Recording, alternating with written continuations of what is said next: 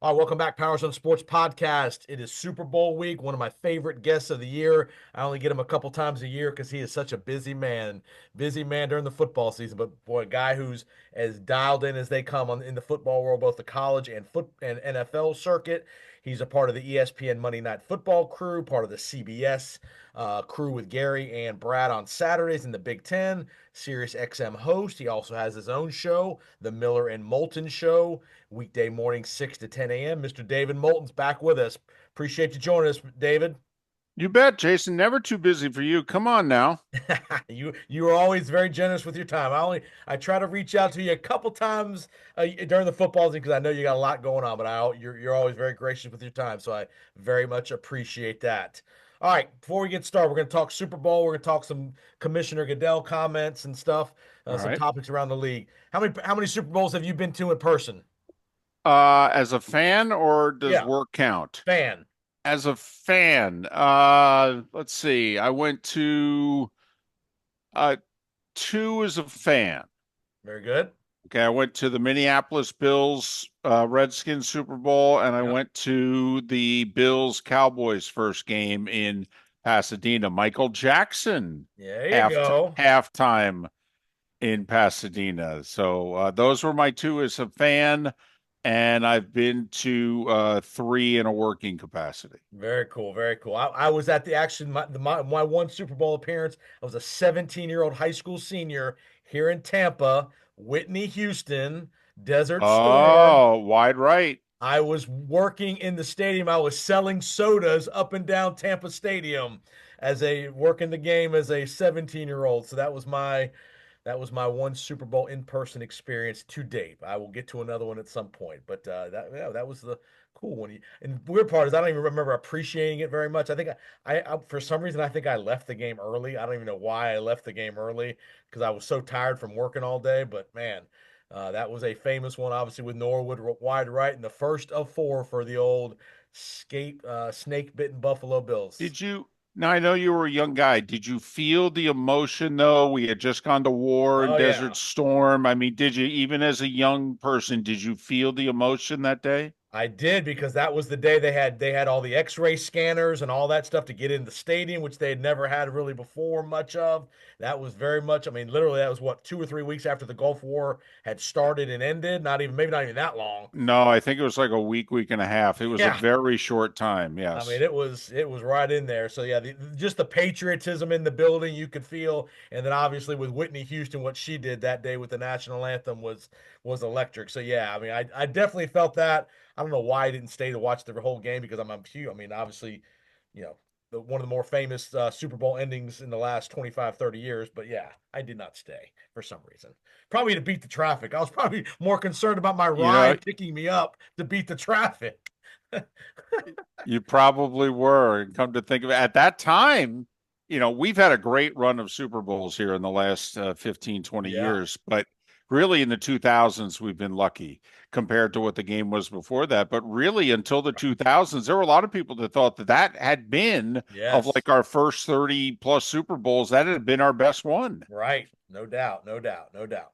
All right, let's get to some comments from Roger Goodell at his annual State of the Union address in New Orleans earlier in the week. A couple things that perked my interest and to get your thoughts because you're part of this. International games. Is David Moulton ready for his 24-hour trip to Sydney, Australia, or Melbourne, or wherever Australia at some point? Part of the Monday night crew. Well, don't laugh. Okay. We're all selfish. And believe me, we know since we're Monday night that Yes. it has to be at a location that can air in this country and also be played in Right. the foreign country on a Monday night. So, like, we know when they go back to Mexico City, that's our game. Right. I thought we were going to Brazil. Okay. I was surprised when NBC and Peacock got it because I thought, well, that would work for us. That's right. So believe me, something that's Australia, New Zealand related, where basically you flip the clock. Right. Okay. Oh, no, that's got Monday Night Football written all over it. Oh, yes, it does. Oh, boy. Yeah. So we know. I thought a few months ago, basically what I think they're going to settle on for a while is they're going to do 16 international games Right. in a year. Everybody plays one. Everybody's going to play one. Maybe the Jags play two, but basically, I think he's going to want, because the other thing that I believe they're going to try to do, I mean, Jason, Goodell doesn't hide his intentions. He said 3 years ago, I want to turn us into a $25 billion annual entity. And at the time, they were approaching 20. Well, now they're at 22 and change.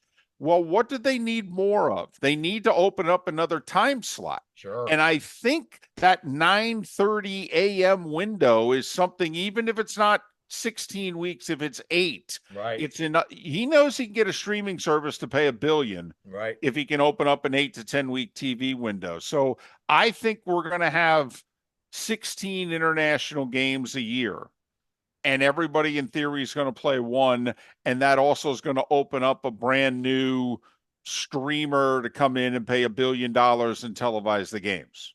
Interesting. Yeah, I'm with you. It's just a matter of when, not if, that the NFL does this. And he was very clear that he's open to current partners or a new partner. Well, I thought the most interesting thing he said, though, was he went beyond that and said, I can actually see a day with an international franchise. Yes, And he said, and if that ever happens, they'd get a Super Bowl. that's right. Because if you think about it, we reward teams, new franchises, if you will, Super Bowls. Remember, they even gave Jacksonville a Super Bowl. And Jacksonville didn't have the hotel space. Jacksonville still doesn't have the hotel space. Remember, they had to bring in Yep. ships. Yeah. Okay. And people actually stayed on ships in the Right. Atlantic because Right. they didn't have enough rooms.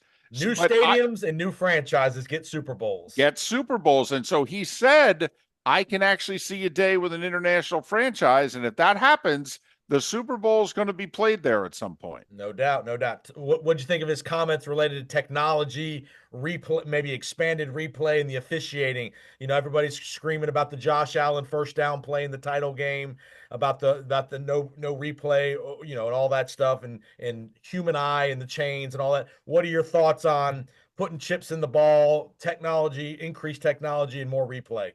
Well, there's already a chip in the ball, and the fact that they don't use the technology that is already in place is absurd. They said they can't quite figure out, okay, they know where the ball is, but they don't know where the ball is when the knee is down and what have you.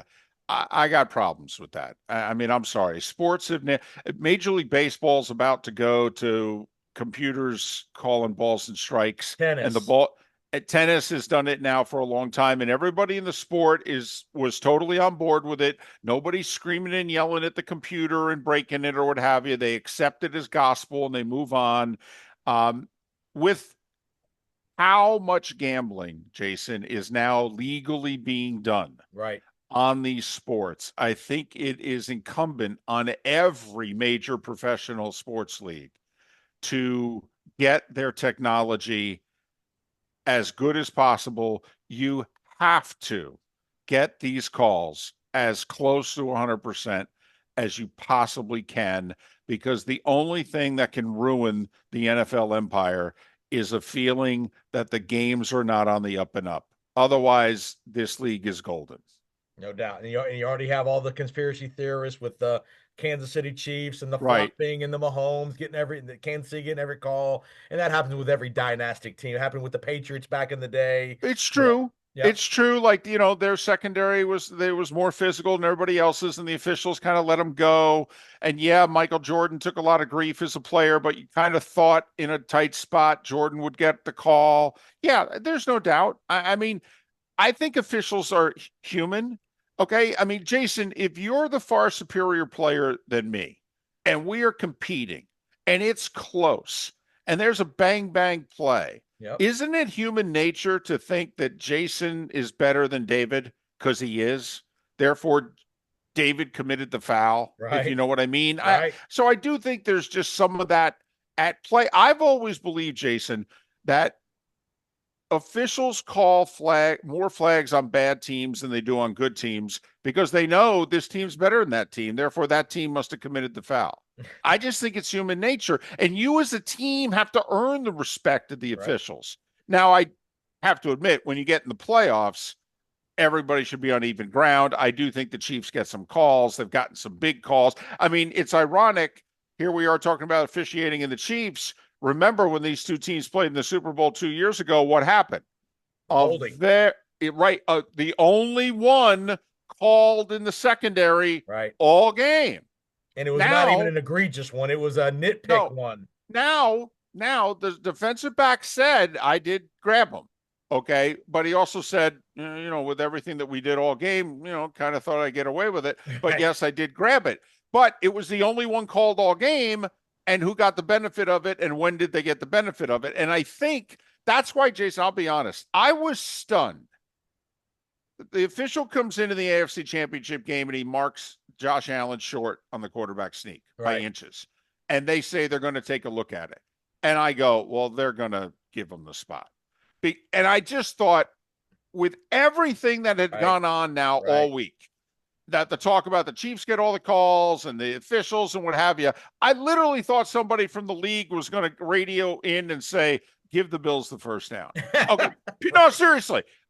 Whether they got it, I thought they got it, but whether they got it or not, I literally thought somebody from New York would say, with all the grief we've gotten this week, give them the spot in the first down. Let's go. Yeah, there's 14 minutes to go in the fourth quarter. Give them the damn spot. Let's go. Yeah. It surprised me even more they didn't get the first down because of everything that went into it. And weren't you in the building the week before in Kansas City with the Houston calls, with the roughing the passer calls? You and the ESPN crew were doing the game. I was standing right next to Troy when he said, "Oh, come on, he's a runner already." Oh yeah. There you go. Oh there yeah. you go. Give me an NFL topic in the offseason that's going to pique people's interest that maybe we're not talking about. Is it this burgeoning issue with the Saints and the Archdiocese, Brady potentially, and this Raider the connection? Give me a topic that we're going to be talking about in a month that maybe we're not talking about now. I'm going to cop out a little bit. I think there are going to be a large number of meaningful trades. Okay. So I think we've already started, but I think the NFL and the NFL also, first off, the Stafford Golf trade kind of changed the NFL landscape. Wow, you really can make a big trade like this. Okay. And both teams win. And both teams wins. And also then Denver moving on from Russell Wilson. Okay. And it's like you really can eat 50 something million in a year and still make the playoffs quickly. So I think NFL teams are looking at the NBA and realizing also you can do major things. Okay. And the fan base actually will be okay with it. They make great for a while, but they'll be okay with it as long as it works. So I do think Cooper Kupp, Myles Garrett. I think there's a lot, what's going to happen with Aaron Rodgers and Devontae Adams? Right. Do they split up? Does Rodgers go to the Raiders, but Devontae goes back not to the Raiders, but to the Packers? Right. To me, there are certain teams here, Buffalo, Baltimore, Green Bay, maybe Detroit, Minnesota, who are really well positioned, but they may need that one more thing. Guy. Yep. Well, aren't you tired of losing by 3 to the Chiefs? Aren't you tired of coming up just short against the Eagles? I mean, go make the move. And the Chiefs haven't been afraid to make that move either. Well, look at how aggressive the Eagles have been. Barkley in free agency, the trade for A.J. Brown, moving up for Devontae Smith in the draft.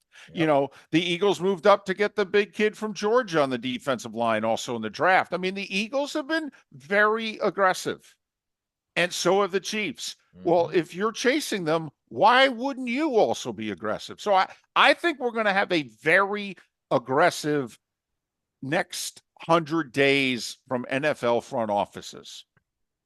Very good one. I like that one a lot. Let's go to the coaching hires. Cohen in Jacksonville, where you're at. Pete Carroll, the older guy, back in the mix. Schottenheimer, the nobody ever thought was going to get a job, gets the Dallas job. Ben Johnson, Chicago. Aaron Glenn back to New York, where he played. Which one of those 4 or 5 moves do you really like? And which one's kind of the biggest question mark?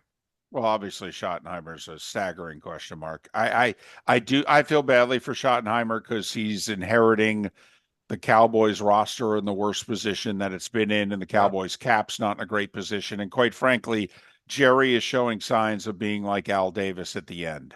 Al lost it Right. his last handful of years, and I think Jerry's lost it. And clearly, no one around him has the sway to be able to rein him in. I mean, I think Jerry's last 12 months have been embarrassing, and the damage that he's done to his franchise is off the charts. Right. I like Pete Carroll. I know the Raiders need to become a respectable franchise before they can become a contender. Right. And I think Pete is the guy to help and Brady are guys to try to help make the Raiders a solid NFL franchise again, something that they haven't been. Um, Boy, Ben Johnson's doing a lot of talking. I mean, I'm just saying. I mean, I put it this way, if Ben was going to the AFC South, Yeah. I'd understand him talking the talk. That's a hell of a division to be in to come Yeah. in talking the talk. That's all I'm saying, Ben. Yeah. That's all I'm saying. Um, the Cohen one is fascinating to me. He had one of the 5 worst opening press conferences that a new head coach has ever Him and had. I Nick mean, Sirianni right there. well, and when you're being compared to Adam Gase's presser with the Jets, Yeah. you Yeah. know you've had a bad day. Um, I actually think though that to me, Jason, the the Bears job was the best job because Right. of Chicago. Because if you can get good in Chicago, they build statues of Uh-huh. you. But I thought the best, paint blank canvas was Jacksonville. Yep. AFC South, a pretty decent cap situation. There's actually 10 really good players on that roster Oh yeah. for you to do things with. And if you can be the guy to make Trevor Lawrence consistently what most people think he could be, well, then Look you're out. going to be You a got 10 something. plus win team for 10 years. Right. So there's some interesting situations out there, but I like Pete Carroll with the Raiders. I think he'll make them solid. Yep. It's, by the way, look for a Russell Wilson reunion in Vegas. I really think that's going to happen. What do you think of is that with relationship with Dion and Brady? Is that a Shador Sanders landing spot? I don't know if they can get their hands on him at Right. 6. Right. I mean, Jason, we all know that the quarterbacks in this draft are probably not worthy of where they're going to be drafted. Right. Like if Cam Ward's the best quarterback of this draft, I've had NFL people tell me he would have been no better than the 5th best quarterback in last year's draft. Right. So, our team's going to be reaching for Cam Ward and Shador Sanders when in other drafts they would have been drafted, say, in the 20s. Yep. And this year they're going to get drafted in the top 5. And does that mean they can't play? Or, are they being set up to fail?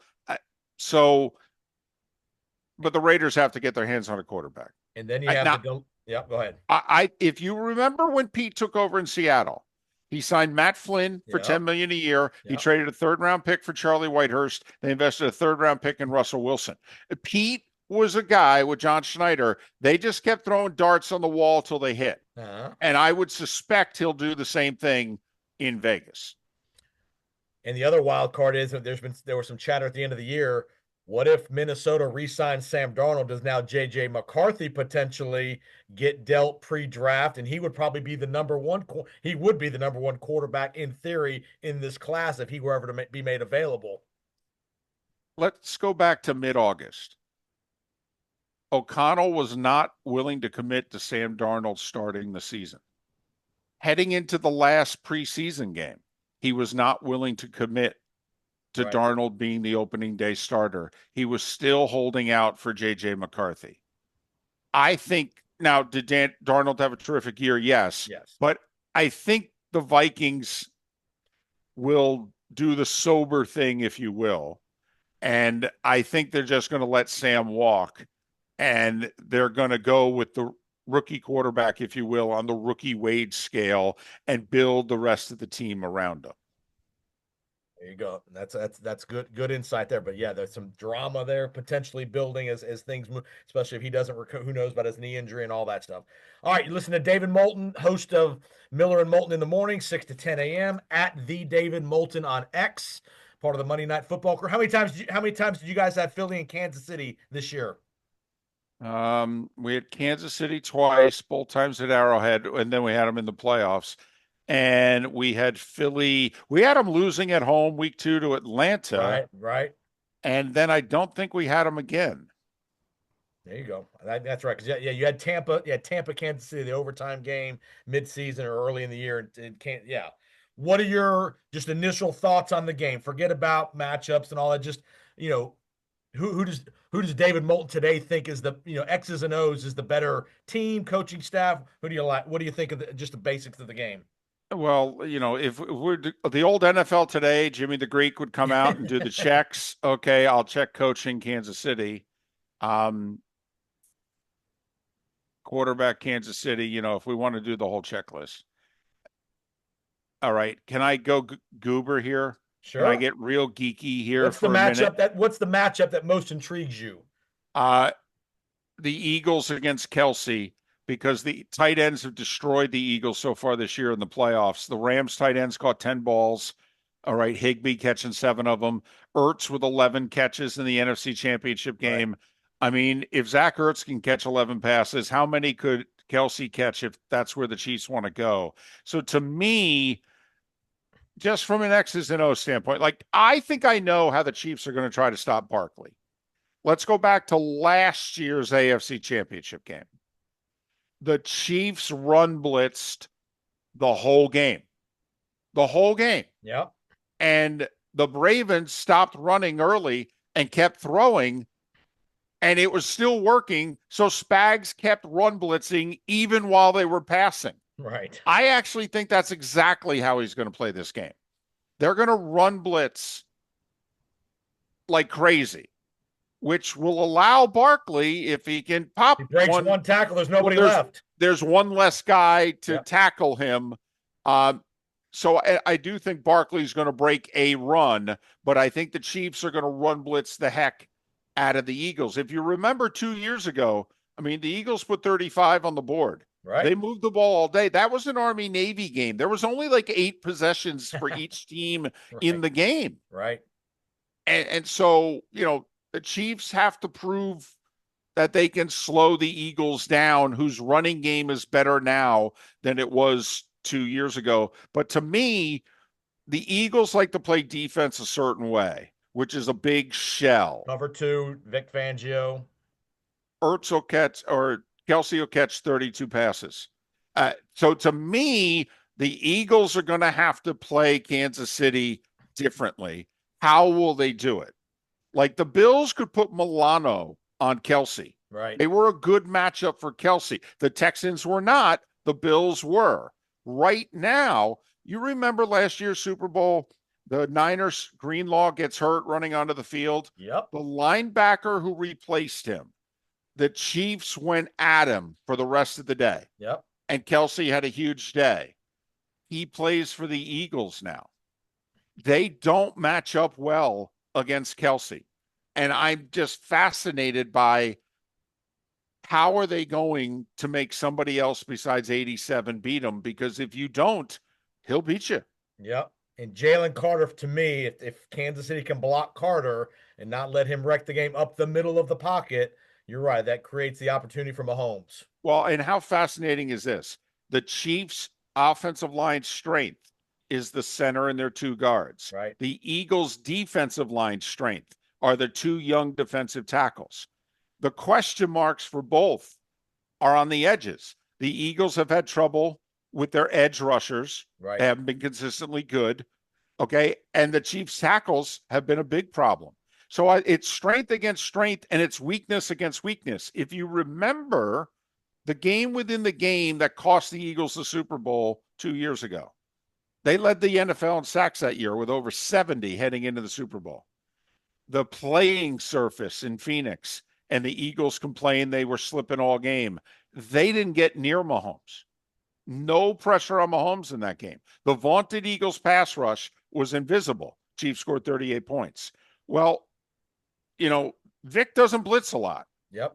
He counts on his front 4. Well, then they better get a pass rush. And heard the stat they were 5-0 on turf this year, Philly. I They heard are that this morning. They are. They also, since the bye week, are averaging 29 points a game. And so, yeah, I mean, listen, the old adage, you stare at statistics long enough, they'll tell you what it is you want them to say. We can both quote stats here to back our picks. Um, there's something gnawing at me though, Jason. And I don't know, is it just the Chiefs are destined to three-peat, or is this just destined to be the year of Saquon Barkley? Right. For which one, and I keep hearing different voices. Which one? Because You in can make an theory, argument both ways. of course you can. Just like the Bills thought this was the Josh Allen year, Yep. right? And it was until the quarterback sneak. That. But the one thing I am willing to bet large amounts of money on is I think it will be an excellent game. The Eagles and Chiefs have played terrific Super Bowls for us recently. And I don't just mean against each other. Right. If the Chiefs in that sense, Jason, are also a lot like the Patriots. Say what you will. We were tired of the Patriots dynasty, but the Patriots gave us great Super Bowls. Yep. And No so doubt. have the Chiefs for the most part, outside of one. Why is there so much from sports fans like you and I and all over the country? Why is there so much hate for the Chiefs as opposed to an appreciation for the possible greatness that they could potentially produce on Sunday with three-peat? Okay, I've been thinking a lot about this. I don't know if it's hatred. I think, Jason, we're a bit jealous because our team's not the one doing it, but also we're snobs. And this is my theory. We just think of all the teams, of all the collection of guys to three-peat. I think a lot of NFL fans don't think that this should be the group that does it first. No, no, no, seriously. That Lombardi's Packers should have been the group. That Shula's Dolphins, Knowles Steelers, Cowboys and Walsh's Jimmy. Niners, okay, the triplets in Dallas, okay, that some other collection with 7, 8, 10 Hall of Famers, Right. not the 3 or 4 Yep. that this collection of Chiefs are. That should have been, that even Belichick, Brady, and the Patriots should have been, but not this. I think we're being snobbish. We're like, oh no, no, come on, not these guys. They're not, I don't even know if they're great. They're just better than everybody else. I mean, that I sense a lot of that. Yeah. That usually we root for greatness, and I sense that we're rooting for, we're okay with the Chiefs getting there. We would have preferred Buffalo, but we're okay if they get there if they lose. I don't want them to be the one that three-peats. Let it be somebody else. And in this world of social media, we were not 25 years ago, we weren't seeing Mahomes and Kelsey on every commercial during the Super Bowl that you're going to probably see during these, during the week during leading up to the game and throughout the regular seasons where those guys are so overexposed commercial wise. You just kind of get sick of seeing them, I guess. And I guess certain people want to see, Taylor uh, Fry. right. Okay. I mean, we've seen the red lipstick on display, but we haven't seen the mascara running. I mean, I don't know. But once again, we're jealous. That's We true. we are. We're just jealous. We're miserable. I mean, let's face it, we're miserable. Is there any chance in hell Kelsey drops on a knee in the end zone after the game to Tay Tay? I don't think so. I don't think that's how you propose to a worldwide superstar. I really don't. I mean, they're doing it on the field? Isn't that like doing it in the stands? I mean, I mean, don't you have to go to Italy? Don't you have? Doesn't there have to be flowers and some ambiance? Who you like in the game? Oh, I knew you were going to ask. It's foolish. It's stupid. It's idiotic to bet and pick against Mahomes, isn't it? But I'm going to do it too. I, I don't know. There's something that tells me it's the year of Saquon. I do. And maybe it's because I'm a Giants fan and I think they deserve this. I do. I really think the Giants deserve to see Saquon standing there with the Super Bowl MVP trophy and the Super Bowl trophy. And John Mara staying up all night, can't go to sleep. and you deserve it, John. Absolutely. I don't know. I think it's Saquon's birthday too on Sunday. I mean, come Wow, on. didn't know that. I mean, we're writing the script here, aren't we? I guess. 30-27 Eagles. I think so. I like to see it too. Give me a quick thought. We'll get one non-football topic, and I'll get you out of here. Give me a thought on the Doncic AD trade. Wow. To me, this is much more off the court than it is on the court. That Dallas just decided that we don't trust you at 69 million a year going forward. You drink too much, you eat badly, you don't believe in getting in shape, and you're only going to get older and in worse shape and break down even more. And that the new ownership, like Cuban never would have made this deal, but he doesn't own the Mavs anymore. Right. And that the Las Vegas casino owners, okay, were like, we're not giving him our money. We don't trust him. And so they said to the GM, do what you think you can do. And that's what he came up with. And the GM of the Mavs and Pelinka, the GM of the Lakers, the very close friends. They both were in the Kobe Bryant Right. world. And so that's why they only talked to each other and they kept it so close. But I mean, when LeBron James thought it was a joke, when LeBron James thought it was a joke, Right. that's when you know how wow this really was. Yeah, no doubt, no doubt. Well, David Moulton, appreciate the time. You'll hear David on X Sirius XM through the offseason. He'll be filling in NFL radio and such. You'll hear him. Does a great job with his morning show, 6 to 10 a.m. Miller and Moulton. They're down here in the state of Florida. You guys are syndicated all around the state, correct? Yeah, we're in about 5 different markets. MillerandMoulton.com. Download our podcast. See if you like it. He does. He, like I said, does a great job. Again, he's dialed in all around the National Football League. He knows guys in all these different front offices and cities. CBS, you'll see him in the fall with Gary and Nestler, and then you'll see obviously with Troy and Joe in the booth, part of the production crew with ESPN Monday Night Football. Awesome job, David. Appreciate the time. What'd you think of the national championship game? Um, it About was a par for the course. I was surprised the ratings were down. I was that surprised me a little bit. I think they have to question, is the season too long? Do they need to have the games on different days of the week? But I love the 12-team playoff. Absolutely love it. I think it's great for the sport. And David's right there in Jacksonville where Liam Cohen, you can't turn down $13 million, $65 million. Sorry, Todd Bowles and the Buccaneers. I'm out of here. When as soon as he pulled the trigger on Trent Baalke, it was lights out in Dixie. The funniest thing is, and I know we got to go, is he's practicing his Duval. Now, every interview that he's doing, he's ending by doing Duval, and he's getting better and better at it. And that's very important in Jacksonville. You have to nail your Duval. Great stuff, David. Appreciate the time. We'll talk to you down the road. Okay. Have a great off season. Be good, Jason.